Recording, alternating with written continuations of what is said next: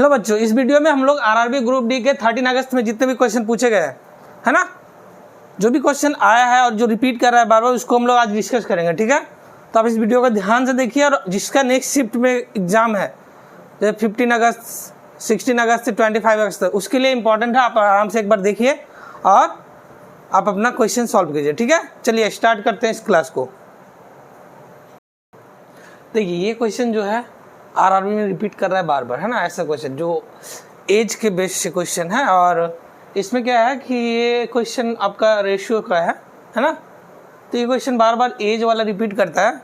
तो इस क्वेश्चन को हम लोग कैसे करते हैं, ये देखिए, आरआरबी ग्रुप डी में ये इंपॉर्टेंट है अगले शिफ्ट के लिए। ठीक है, तो इसको देखते हैं। देखिए इसमें क्या दिया हुआ है। इस क्वेश्चन को करने में लोग बहुत ज़्यादा टाइम लगाते हैं, तो इसमें देखो क्या करना है।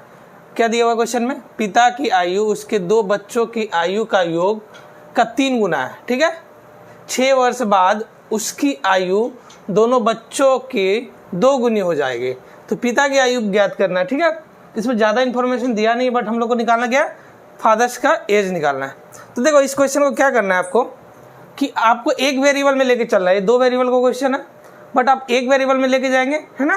तो इसमें क्या करते हैं, देखिए, पिता के बच्चों 2 बच्चों के आयु को मान लो x, है ना। बच्चों का आयु को क्या मान लेते हैं हम लोग, x। ठीक है, बच्चों का आयु का योग x मान लो। ठीक है, तो क्या बोला, उसके पिता का आयु कितना होगा, फादर्स एज कितना होगा। तो हम लोग डायरेक्ट अब उतना नहीं लिखेंगे, फादर्स का एज मान लो कितना हो जाएगा, 3 गुना है तो 3x हो जाएगा।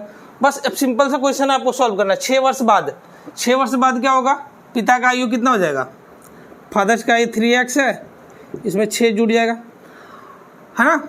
और 2 बच्चों का आयु x है, इसमें कितना जुड़ेगा, 6 वर्ष बाद उसके दोनों बच्चों की आयु की क्या होगा। तो 6 वर्ष, 2 बच्चे है ना, 2 बच्चे है, तो इसमें 2 बच्चों का सम है, योग है, तो इसमें 6 + 6 2 बार ऐड होगा, कितना होगा, ये 12 हो जाएगा। इसमें क्या बोल रहा है कि पिता की आयु जो है 2 गुना है, तो मतलब इससे ये क्या है आपका 2 गुना है, तो यहाँ 2 गुना हो जाएगा। आपको एक लाइन में आंसर आ जाएगा, है ना। तो इसको कितना करेंगे हम लोग, 3x + 6 = ये हो जाएगा 2x + 24। अब यहाँ से x का वैल्यू आप आसानी से फाइंड कर सकते हो, कोई दिक्कत नहीं है। देखो 2x से x चला जाएगा, कितना बचेगा, यहाँ पे x बचेगा, है ना। या फिर हम डायरेक्ट नहीं लिखते, यहाँ पे करते हैं 3x माइनस, ये इधर आएगा, कितना आ जाएगा बोलो, 3x - 2x। ठीक है, इधर आ जाएगा, कितना आएगा, 24 - 6। तो कितना आ गया, x = कितना आ गया, 18। ठीक है, x का वैल्यू 18 आएगा। तो फादर्स का एज पूछ रहा है, पिता का आयु पूछ रहा है। फादर्स का एज कितना है, 3x है, 3 × 18 कितना हो गया, 54। तो हमारा आंसर कितना हो जाएगा, 54 ईयर्स, है ना, 54 साल हो जाएगा, है ना।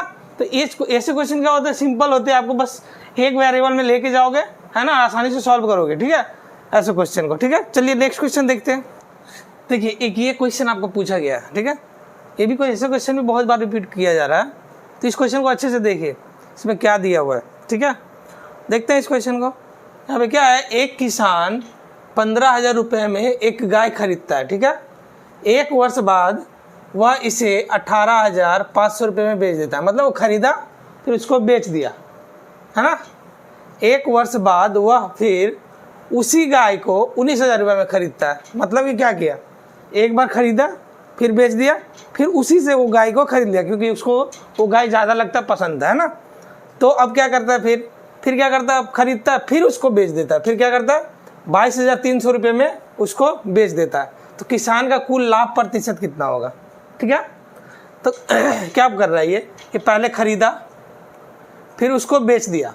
ठीक है, 1 वर्ष बाद फिर उसने क्या किया, फिर 19,000 रुपये में खरीदता है, फिर 1 वर्ष बाद क्या करता है, उसको 22,300 रुपये में बेच देता है। मतलब वो खरीद रहा है उस गाय को, फिर बेच रहा है, फिर उसी गाय को खरीद रहा है, फिर बेच रहा है। तो उसमें कितना लाभ प्रतिशत हुआ, ये पूछा है। ठीक है, तो इसमें क्या कीजिएगा आप एग्जाम में, तो देखो यहाँ पे क्या करना है ना, सिंपल सी क्वेश्चन है। आपको टोटल सेलिंग प्राइस निकालिए, टोटल कॉस्ट प्राइस निकालिए, उससे आप लाभ निकालिए और लाभ % निकालिए। ठीक है, तो देखो टोटल में कितना में सीपी कितना है, इसका कॉस्ट प्राइस अगर देखो तो, है ना, टोटल कॉस्ट प्राइस। तो इसमें 2 बार खरीदा इसने, तो एक बार CP1 मान लो, कितना है हमारा 15,000।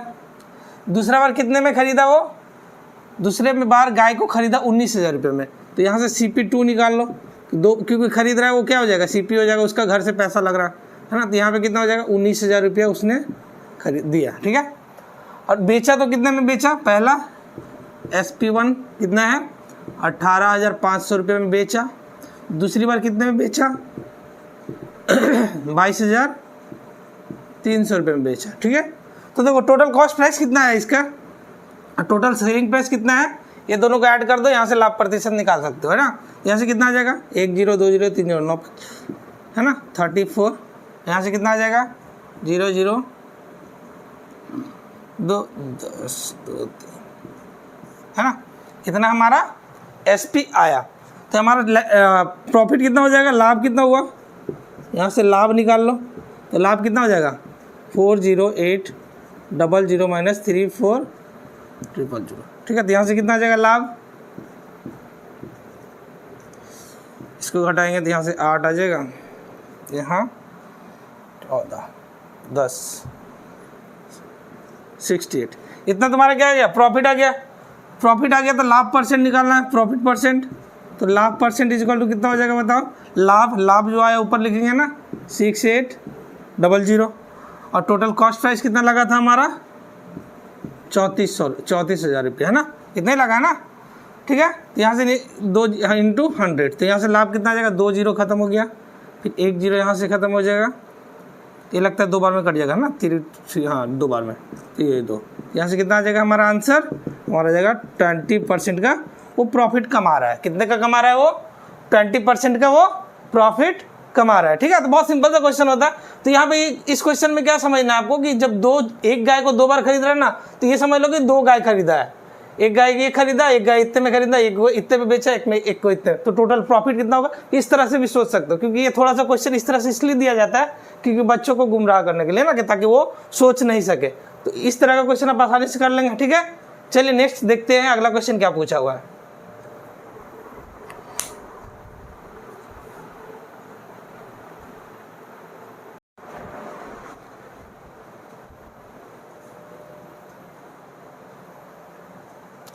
तो ये 2 क्वेश्चन और आए थे, है ना, 13 अगस्त के पेपर में। तो इसमें क्या है, देखो ये क्वेश्चन और ये क्वेश्चन को देखिए, थोड़ा सा सॉल्व करने में बच्चों को प्रॉब्लम्स होते हैं ऐसे क्वेश्चन, है ना। तो यहाँ पे देखिए बहुत सिंपल से क्वेश्चन है, अगर आप चाहें तो इसको 2 सेकंड में इसको भी आप आसानी से सॉल्व कर सकते हो। देखिए चलिए देखते हैं ये क्वेश्चन कैसे सॉल्व करोगे, है ना। तो पहले यहाँ पे क्या दिया हुआ है क्वेश्चन, देखो इसमें दिया हुआ पहला क्वेश्चन में कि 4 - 5 cos square theta by sine square theta plus यहाँ पे क्या है कॉट स्क्वायर थीटा, ठीक है। तो इसको सॉल्व कैसे करेंगे, यहाँ पे देखो इसको हम लोग सॉल्व करने के लिए पहले क्या करो आप, ये साइन स्क्वायर थीटा है ना, ये इसको दोनों में डिवाइड कर दो, ठीक है। क्या करो आप डिवाइड करो, इसको क्या हो जाएगा यहाँ पे, ये हो जाएगा 4 साइन स्क्वायर है, 4 साइन स्क्वायर, तो साइन स्क्वायर ऊपर जाएगा तो क्या हो जाएगा ये बताओ, कॉसेक होगा ना, cosec square theta minus 5 sine square by cos square, cos square by sine square क्या होता है बताओ, कॉट स्क्वायर होता है, तो cot square theta plus cot square theta. देखो ये क्वेश्चन बहुत ही सिंपल हो गया, अगर आप ये काम कर लेते हो तो ये क्वेश्चन में कुछ बचा नहीं है ना, बहुत ही सिंपल सा क्वेश्चन हो गया। देखो 4 cot square theta cosec square theta, ये 5 cot square theta plus cot square theta कितना हो जाएगा बताओ, ये तो 4 कॉसेक स्क्वायर थीटा, 5 - 1 कितना हो जाएगा 4 कॉट स्क्वायर थीटा, ठीक है। यहाँ से 4 कॉमन ले लो, यहाँ से क्या बच जाएगा हमारा, ये 4 कॉमन लेगो तो कितना हो जाएगा ये cosec square theta minus cot square theta. अब देखो ये आइडेंटिटी है ना, cosec square minus cot square theta equal to कितना होता है, ये 1 होता है, ये 1 होता है तो हमारा कितना हो जाएगा ये √4 इक्वल टू कितना हो जाएगा हमारा आंसर 2, तो √4 इक्वल टू 2, है ना। तो बहुत सिंपल सा क्वेश्चन है। अब देखिए इस क्वेश्चन को देखिए, है ना, ये कितना सिंपल सा क्वेश्चन है, आपका ये बोर्ड मास का क्वेश्चन है ना, बोर्ड मास का क्वेश्चन है। इसमें क्या दिया हुआ है कि इसको सॉल्व करना है, तो बहुत सारे बच्चे इसमें क्या करते हैं, बहुत ज़्यादा मिस्टेक्स करते हैं ना, इसको मिस्टेक्स नहीं करना है। इसमें क्या करना है आपको, बोर्ड मास लगाना है। बोर्ड मास में क्या होता है, BOD बोर्ड MA मास, है ना। तो बोर्ड मास में क्या होता है, B से ब्रैकेट, O से ऑफ, D से अपने क्या होगा डिवीजन, M से मल्टीप्लिकेशन, A से एडिशन, S से सब्ट्रैक्शन। तो पहले क्या करना है हम लोग को, ब्रैकेट को सॉल्व करना है। तो इस ब्रैकेट को सॉल्व करके कितना आएगा, 9 + 5 कितना हो गया 14, ये हो गया -2 + 24 ऑफ का मतलब क्या होता है मल्टीप्लाई, तो मल्टीप्लाई का साइन हो जाएगा 6, यहाँ डिवाइड है तो डिवाइड हो जाएगा ना, क्योंकि डिवाइड और मल्टीप्लाई पहले डिवाइड होता है, तो ये 1/4 × 12, पहला काम खत्म। नीचे वाले को करो, ये कितना -24, यहाँ डिवाइड है तो ये कितना हो जाएगा -1/8 हो जाएगा ना, माइनस में इंटू -2 और +3। अब जब इसको सॉल्व करोगे आप, सॉल्व करो फटक से, कितना आ जाएगा ये तो हमारा यहाँ से आ गया कितना 12, 14 - 2 12 हो जाएगा। इसको सॉल्व करोगे 4 × 3 = 12 और 6 × 3 = 18, तो 18 4 = 72 है ना, 18 6 × 3 = 18 प्लस इंटू 4 तो कितना 72 का 2 7 कैरी बचेगा, 18 2 = 36 में ऐड करो कितना आएगा 43, ठीक है, ये 43 आ गया। क्लियर है। अब इसको सॉल्व करो, ये कितने बार में चला जाएगा, माइनस से माइनस कट जाएगा, 8 × 3 = 24, ठीक है, 8 × 3 = 24 हो जाता है ना, 3 से 2 मल्टीप्लाई करो -6 + 3 है ना, इसमें कोई एक बार में आपको सॉल्व करना है, ठीक है। क्लियर हो गया। अब इसको सॉल्व करो, कितना आएगा, ये हो गया 4, ये हो गया 4 और ये हो गया 4, ये हो गया कितना -3। हमारा आंसर माइनस में आएगा है ना, और ये कंप्लीटली कट जाएगा। देखो 3 से कट रहा है पूरा, ये माइनस ऊपर आया 3 3 1 = 3, यहाँ बचा 1 4, 3 4 = 12, 24 बचेगा 148, कितना आएगा -148। इस तरह से आप इसको क्या करोगे, सॉल्व करोगे, ठीक है। बहुत सिंपल सा क्वेश्चन होता है, इसमें क्या करना है, बस आपको सही से बोर्ड मास लगाना होता है। अगर आप सही से लगा लिए, कैलकुलेशन आसान होगा, आप आसानी से कैलकुलेट करके आपको आंसर निकालना है, ठीक है। चलिए